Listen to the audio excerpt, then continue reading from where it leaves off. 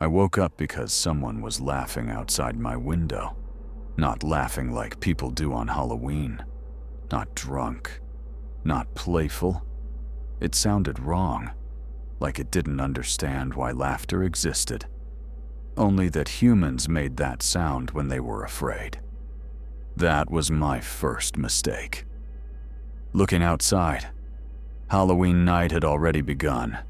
In our town, Halloween wasn't about candy, or costumes, or parties. It was about blending in. Every house was decorated. Every porch glowing orange.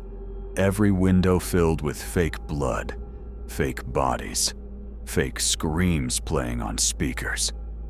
The town looked like a slaughterhouse pretending to be a celebration, because once a year, something walked the streets, and it hunted anything that looked real. The rule was simple. If you looked human, if your fear was genuine, if your house didn't lie convincingly enough, it noticed you. They never taught this rule in school. You learned it by watching people disappear. The year before, a family moved in from out of state. They didn't decorate. They said they didn't celebrate Halloween. At exactly 10:30, their porch camera recorded something standing in their yard. Tall, still, smiling. The footage cut out after 17 seconds. The next morning, the house was empty, doors open, lights on. Dinner still warm. No blood.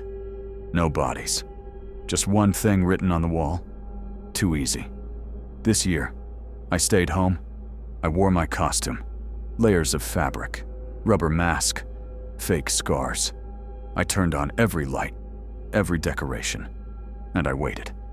At 11 o'clock, the street went quiet. Not peaceful quiet. Hollow quiet. No music. No voices. No wind. That's when I heard footsteps. Slow. Bare. Wet. They stopped outside my house. Something sniffed. I checked my phone. No signal. No service. Then my doorbell rang. Once, I didn't move. It rang again. And again.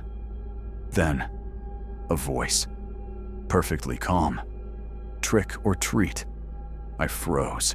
It sounded like it was reading the words, not understanding them. I didn't answer. The voice sighed, disappointed. Then it said, "I can smell your heart."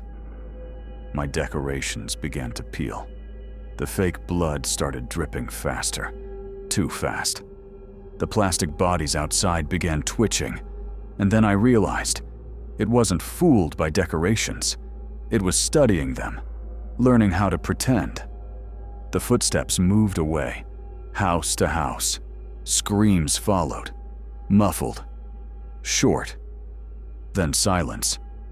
Minutes later, my phone buzzed.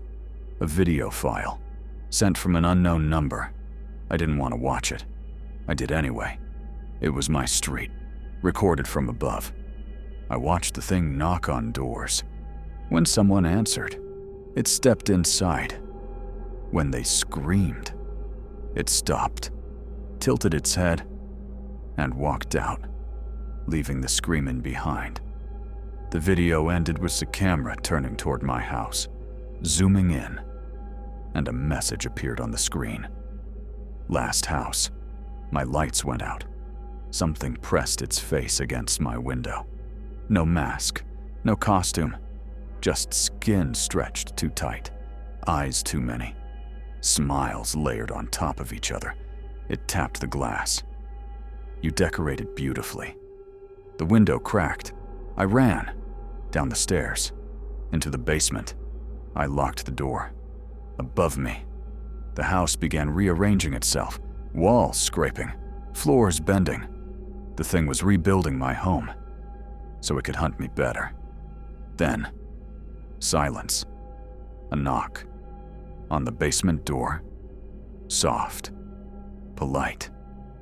I learned something tonight. I held my breath. It's not costumes that save you. The door began to open. It's participation. The light snapped on. I was no longer in my basement. I was standing in the middle of the street. People everywhere, laughing, cheering. The thing stood beside me, wearing my face. It leaned close. "Thank you for teaching me how to blend in." The crowd began to scream, and this time, it didn't stop.